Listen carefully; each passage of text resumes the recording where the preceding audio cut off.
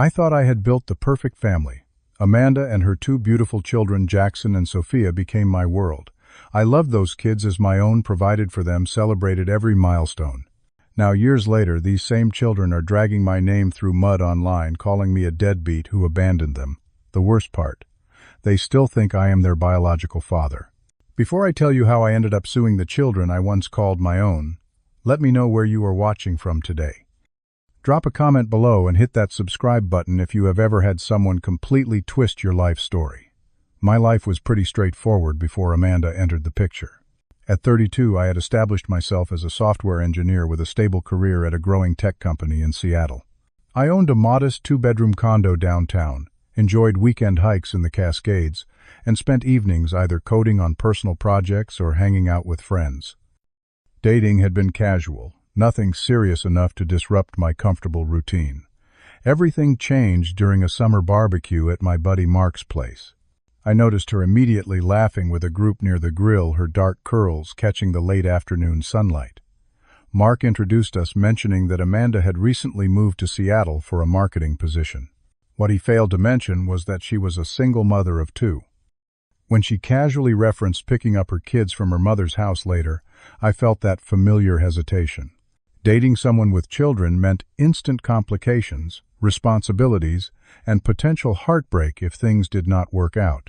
Despite these reservations, something about her warm smile and quick wit kept me engaged in conversation until the sky turned purple with twilight. Our first few dates were just the two of us getting coffee after work or grabbing dinner at waterfront restaurants. Amanda was smart, ambitious, and had an infectious laugh that made even my worst jokes seem funny. By our fifth date, she asked if I would be comfortable meeting Jackson and Sophia, then 7 and 5 years old. That first meeting was at a local park. I brought along a kite, hoping to break the ice. Jackson was immediately suspicious, standing slightly behind his mother with narrowed eyes. Sophia, however, approached me with uninhibited curiosity, asking if I knew how to make the kite do tricks. The afternoon was a mixture of awkward silences and promising moments.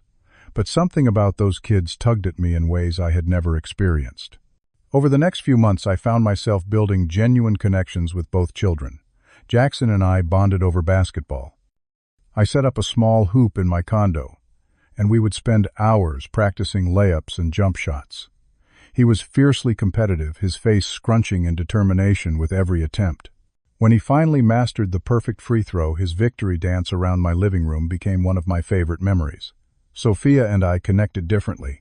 She was thoughtful and artistic, often bringing me drawings she had created, especially for me. I started reading to her before bedtime whenever I stayed over at their apartment. We worked our way through the entire Harry Potter series, with me doing ridiculous voices for each character that made her giggle uncontrollably. Within a year of dating Amanda, I realized I had fallen in love not just with her, but with the entire package her family represented. The proposal was carefully planned to include all three of them. After asking Amanda, I presented Jackson and Sophia with small rings of their own, promising to always be there for them too. The tears in their eyes as they tackled me with hugs convinced me I was making the right decision. Our wedding was intimate but joyful. Jackson stood proudly as my best man, taking his responsibility of holding the rings with utmost seriousness. Sophia scattered flower petals with artistic flair, making sure each step she took was perfectly choreographed. When the minister pronounced us husband and wife, the children cheered louder than anyone else. We moved into a 4-bedroom house in a good school district, starting fresh as a unified family. I insisted on legally changing my emergency contact information at both schools to list me as their stepfather.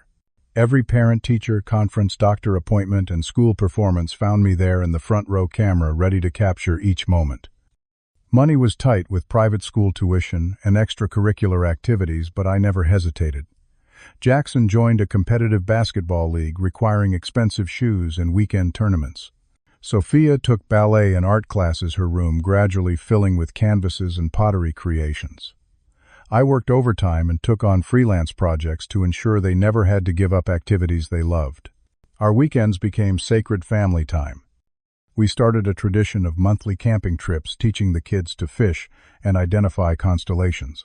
During winters, we would build elaborate snow forts in the backyard, followed by hot chocolate competitions, to see who could balance the most marshmallows. Holidays were magical with each child, helping establish new family traditions that blended my background with theirs. I genuinely believed that biology meant nothing compared to the bonds we were forming. Jackson and Sophia began introducing me simply as their dad to friends and teachers, and each time my heart swelled with pride. When Jackson won his first basketball tournament, he ran straight to me, trophy held high. Sophia always saved her most beautiful artwork as gifts for Father's Day.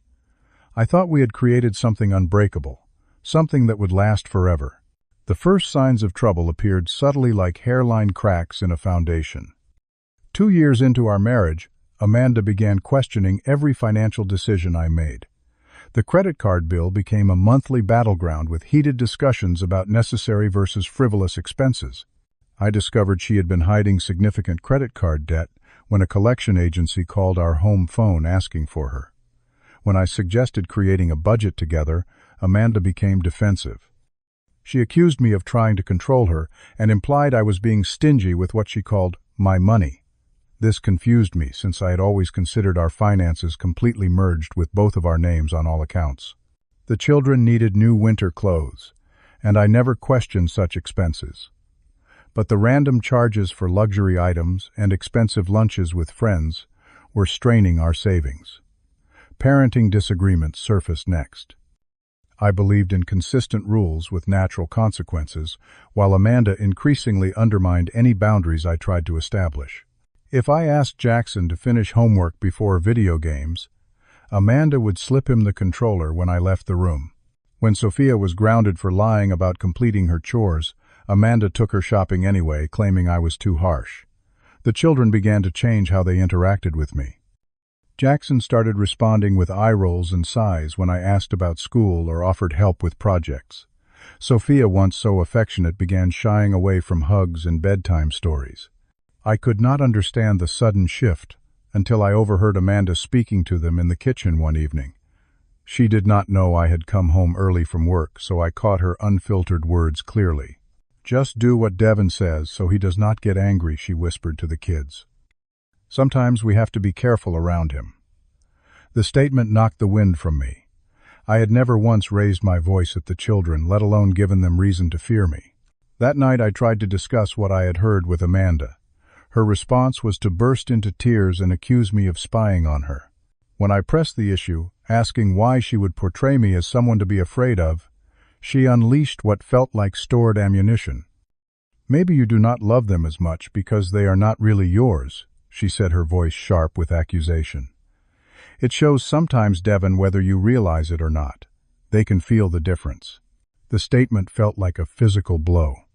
I had never once thought of Jackson and Sophia as anything other than my children.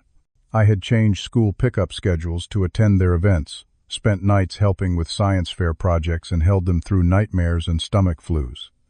The suggestion that I viewed them differently cut deep into my core identity as their father. In response, I doubled down on my commitment to the family.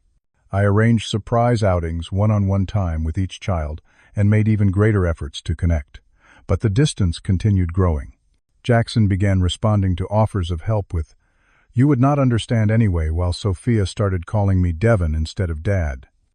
I was lost in confusion, trying desperately to repair something while having no clear understanding of how it had broken. Each attempt to strengthen our bonds seemed to push the children further away. My growing desperation only made things worse as the kids began avoiding being alone with me altogether. Our third anniversary should have been a celebration. Instead, it marked the beginning of the end. I had planned a special dinner at home after the kids went to bed, complete with gifts and champagne.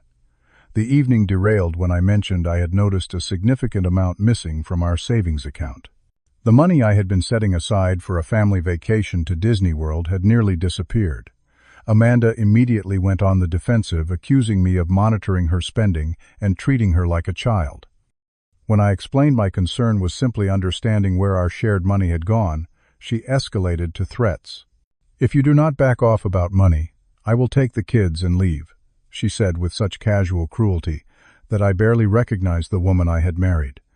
Desperate to save our family, I suggested marriage counseling.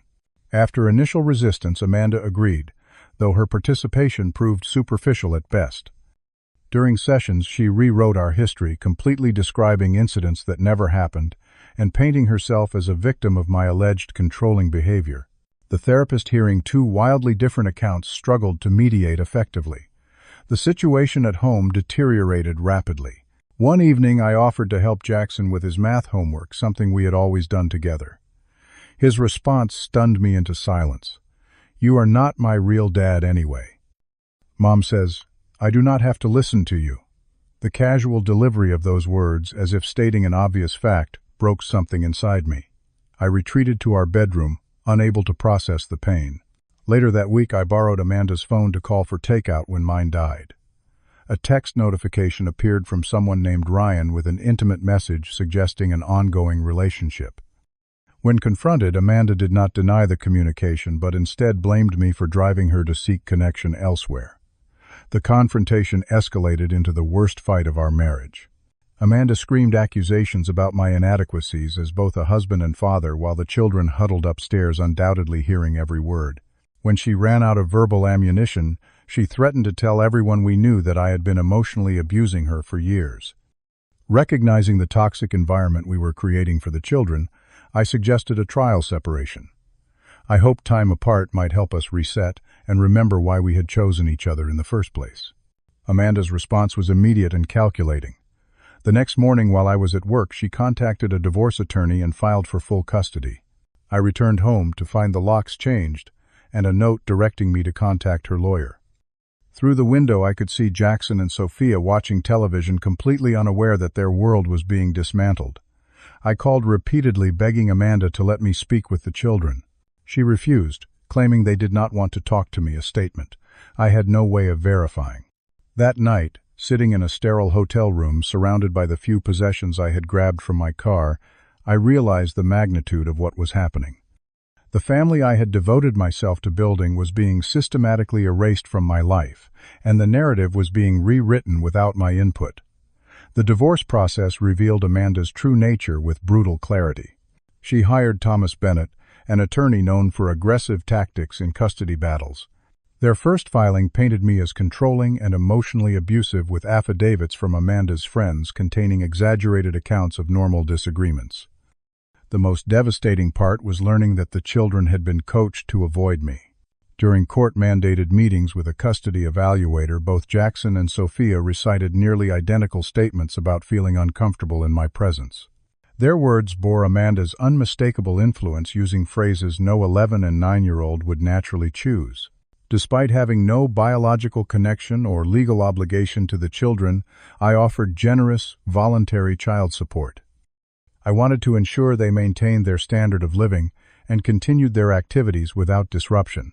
The court acknowledged this gesture but still awarded Amanda primary custody, with my visitation limited to alternate weekends and one evening weekly.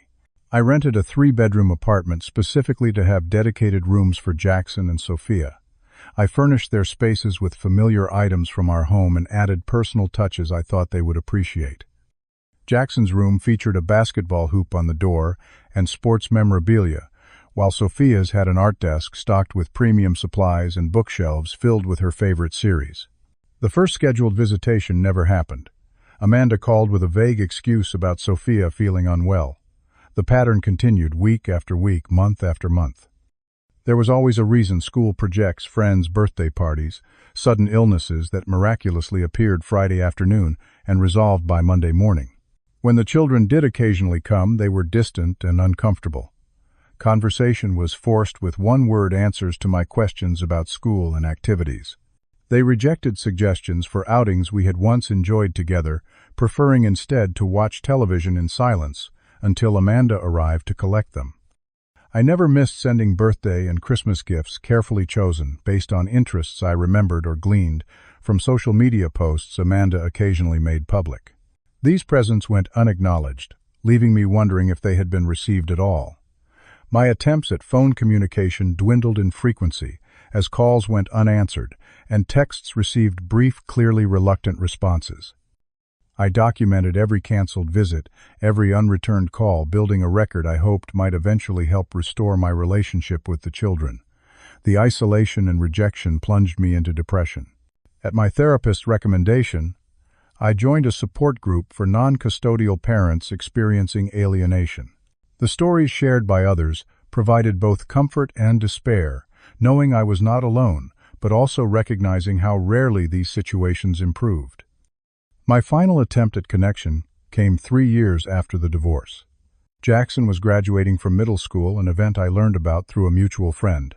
I attended the ceremony sitting at the back of the auditorium where I could see but not be seen. Watching him accept an academic award, now a teenager with a deepening voice and growing confidence, I felt both pride and profound loss. I did not approach afterward, sensing that my presence would only create tension on what should be his special day.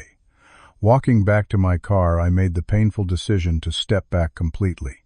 The constant rejection was damaging my mental health, and my persistent attempts seemed to be creating more stress for the children. I would remain available if they ever reached out, but would no longer force my presence into their lives.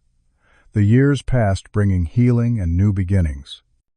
At 42, I had rebuilt my life in Denver after accepting a promotion that required relocation.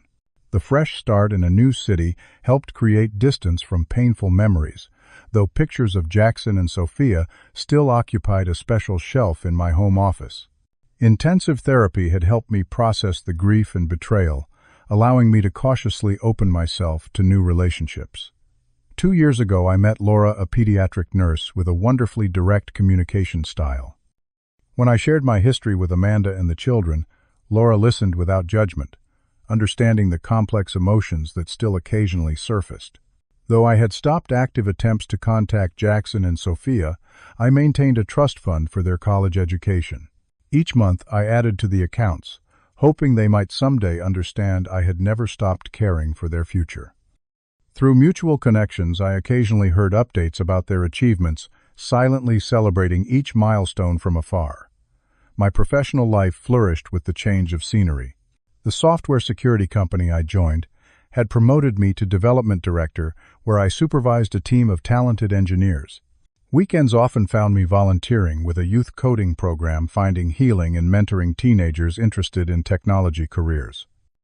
Laura and I had recently moved in together, blending our lives with comfortable ease.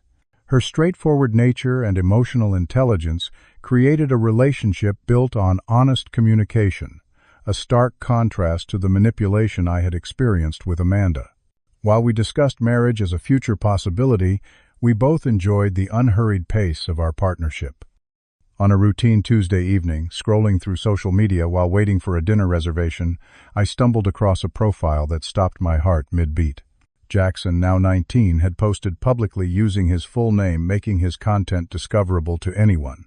The profile picture showed a handsome young man with the same determined expression I remembered now, framed by a college sweatshirt.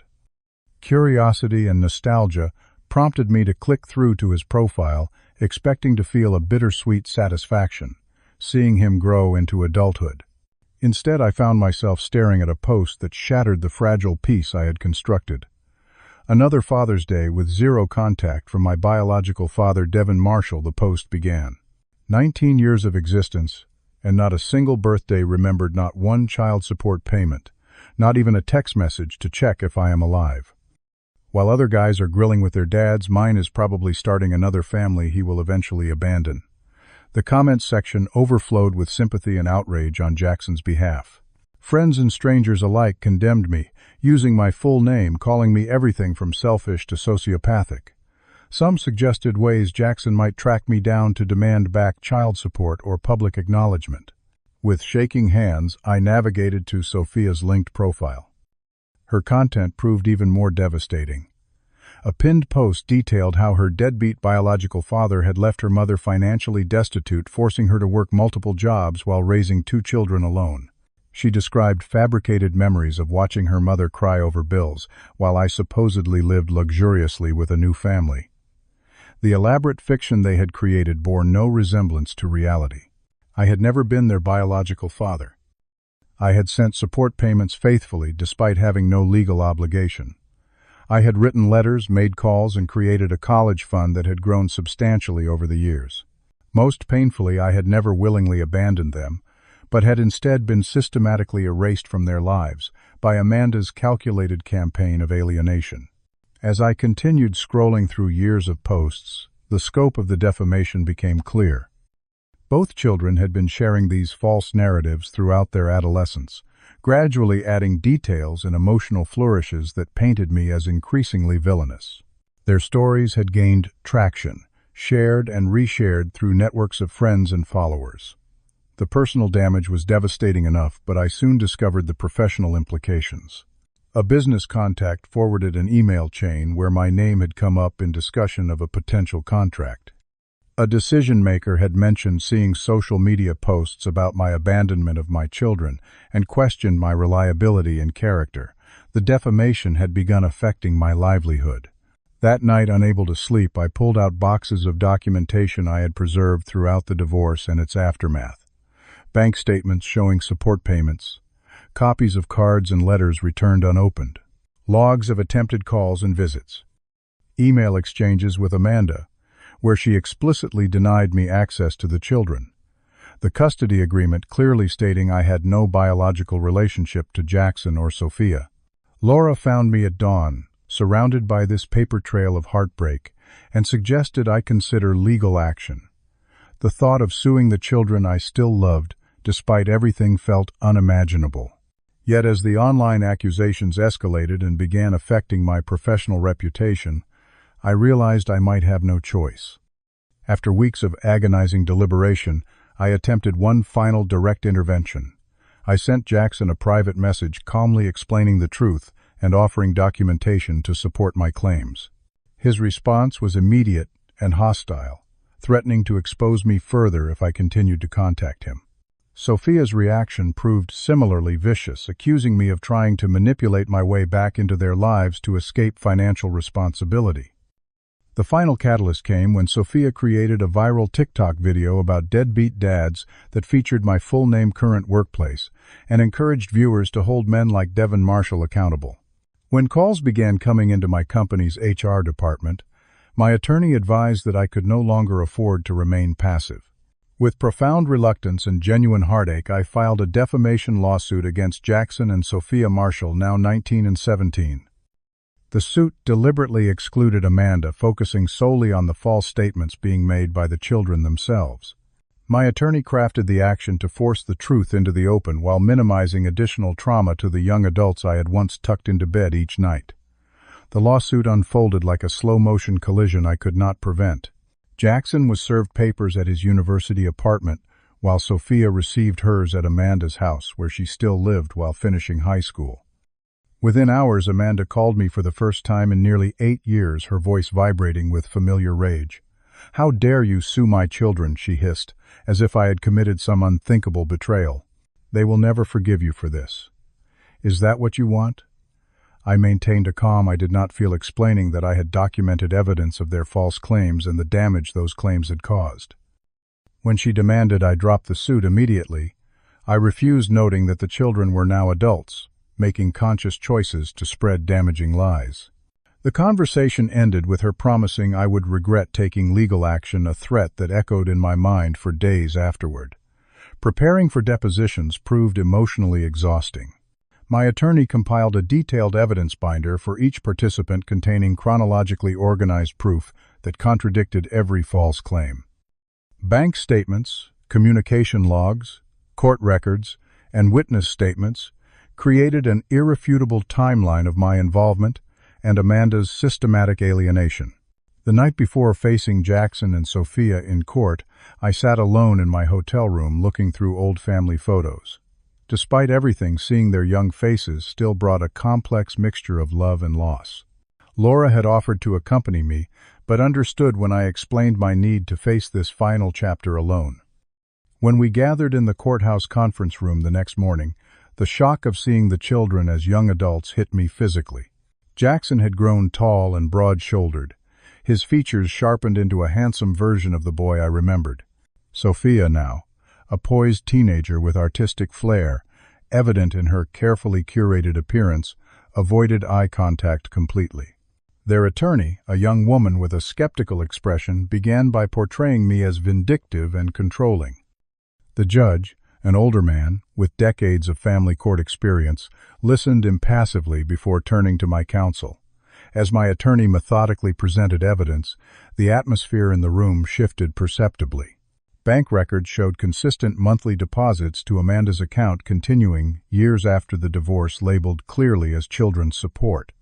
Phone records documented hundreds of attempted calls that went unanswered.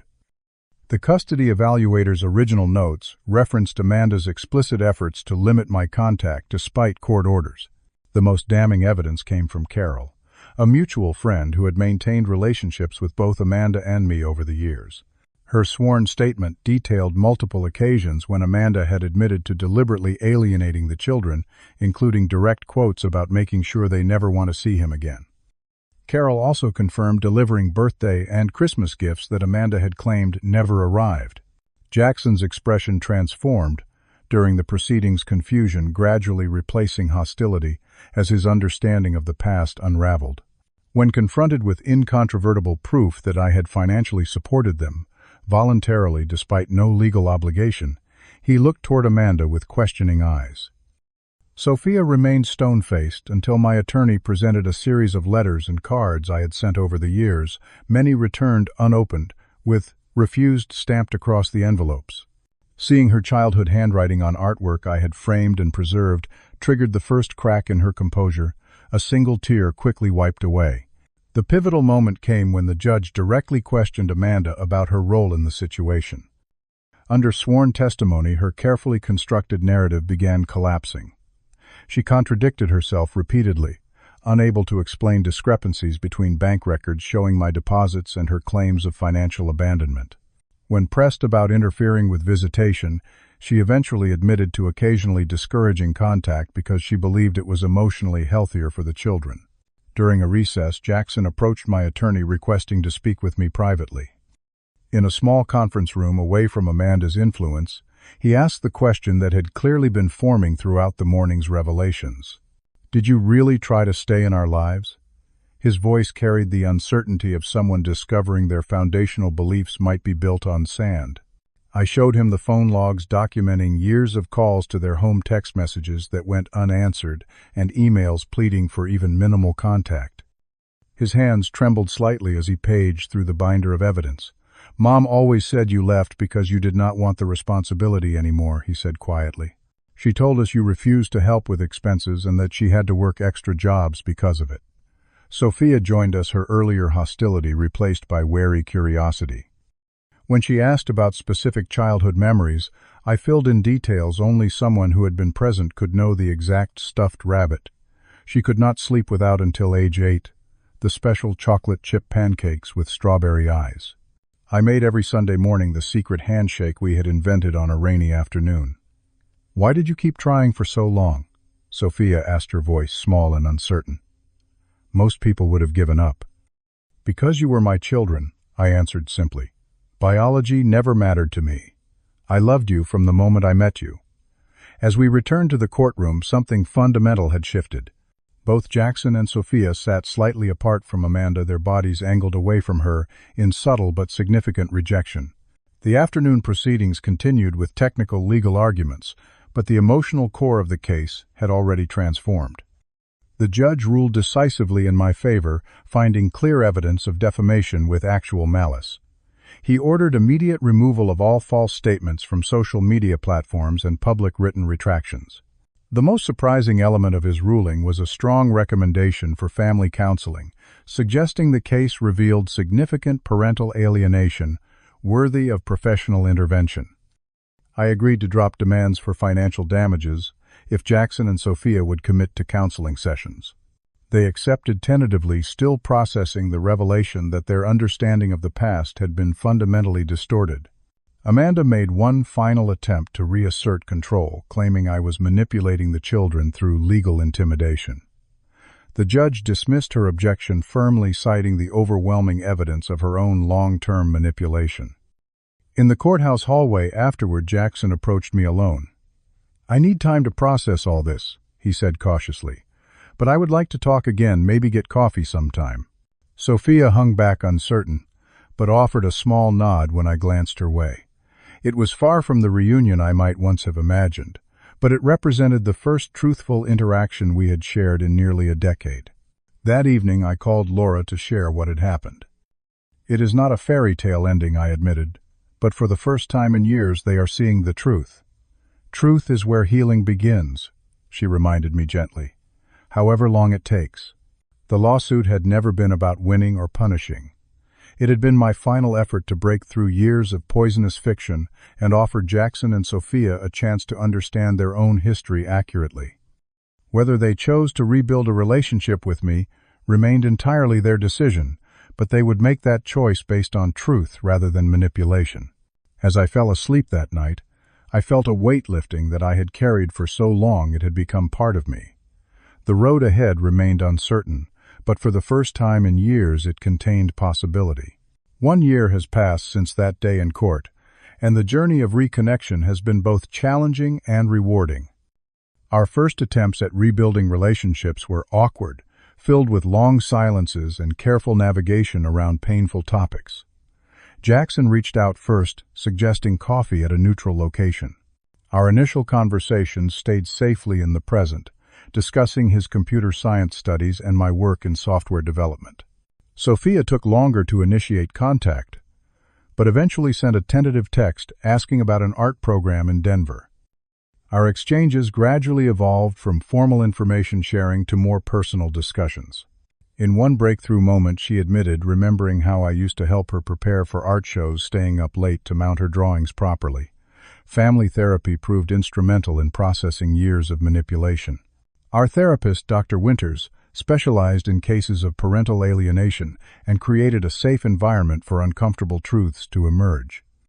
Jackson and Sophia gradually realized the extent of Amanda's deception, triggering complex grief for the relationship we might have had, and anger at having been used as weapons in an adult conflict.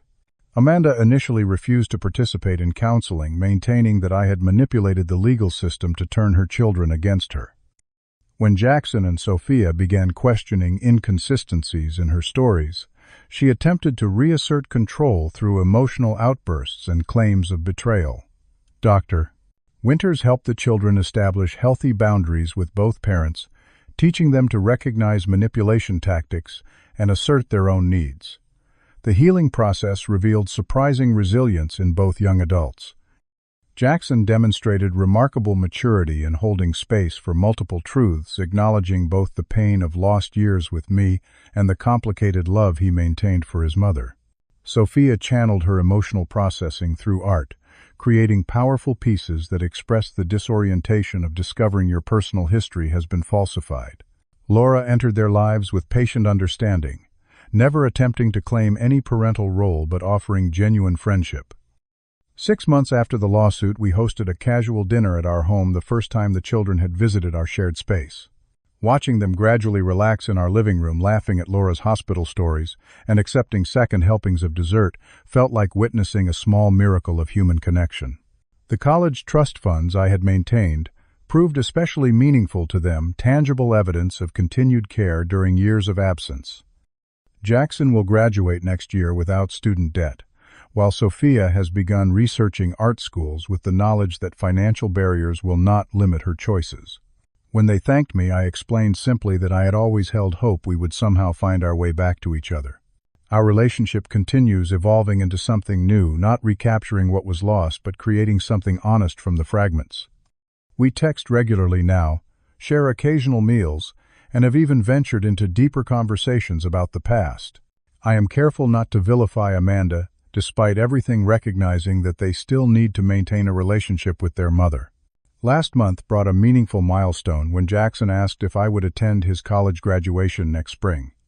Sophia followed by inviting me to her upcoming art showcase, her first major exhibition. These invitations represent more than social niceties. They symbolize a conscious choice to include me in significant life moments. The most profound lesson from this journey has been about the resilience of human connection. Despite years of poisoned narratives, something authentic remained between us, a foundation solid enough to build upon once truth cleared away the debris of lies. I have learned that sometimes fighting for truth, however painful, is the greatest expression of love possible. For others facing similar situations, I would offer this hard-earned wisdom document. Everything maintain open channels of communication, even when they seem one-sided, and never underestimate the power of truth to eventually emerge. The path to reconnection may span years and require legal intervention, but authentic bonds can survive even the most determined efforts to destroy them. Looking toward the future, I maintain measured expectations. Our relationship will always bear scars from years of separation and false narratives. Yet within these limitations, genuine connection flourishes. Jackson calls occasionally just to share good news or ask advice about career decisions. Sophia recently sent a photograph of a painting inspired by those camping trips we took so long ago, evidence that positive memories survived beneath the manufactured resentment. I wonder sometimes how many other families are silently experiencing similar situations, children growing up with false narratives about absent parents who have actually been systematically erased from their lives. If sharing my story helps even one alienated parent maintain hope or one young adult question destructive family myths, then the painful process of making this experience public will have been worthwhile. What would you do if you discovered your entire understanding of your family history was built on carefully constructed lies? Have you ever had to take drastic measures to protect your reputation or reveal hidden truths? Share your thoughts in the comments below.